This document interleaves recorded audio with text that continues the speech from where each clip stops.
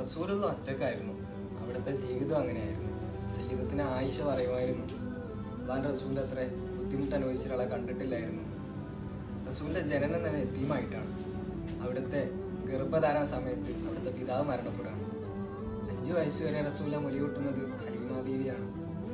6-ാം വയസ്സിൽ മോനെ ഉമ്മയുടെ അടുത്ത് കൊണ്ടാക്കുകയാണ്. ഉമ്മ കുഞ്ഞു മുഹമ്മദിനെയും കൂട്ടി ഉമ്മയുടെ നാടായ മദീനയിലേക്ക് പോവുകയാണ്. തിരിച്ചു വരുമ്പോൾ ഭർത്താവിൻ്റെ കബറിൻ്റെ അടുത്തിരുന്നിട്ട് ആമിനാബി മോനോട് പറയുന്നുണ്ട്, മോനെ ഉമ്മയുടെ കബറാണ്. ഇത് കഴിഞ്ഞ് അബുവ എന്ന സ്ഥലത്ത് വെച്ച് ഉമ്മയും മരണപ്പെടുകയാണ്. സ്വന്തം ഉമ്മയിൽ നിന്നും വാപ്പയിൽ നിന്നും റസൂലൊന്നും അനുഭവിക്കുന്നില്ല. റസൂൽ ഏകാന്തനായിരുന്നു. റസൂൽ ഒറ്റക്കായിരുന്നു. വിശ്വാസത്തിൻ്റെ പേരിൽ, പ്രബോധനത്തിൻ്റെ പേരിൽ റസൂലിന് സ്വന്തം നാട് അന്യമായി, സ്വന്തം വീട് അന്യമായി.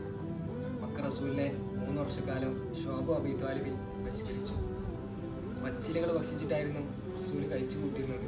അത് കാരണമായിട്ട് റസൂലിന് സ്വന്തം നാട് വിട്ടു പോകേണ്ടി വരികയാണ്.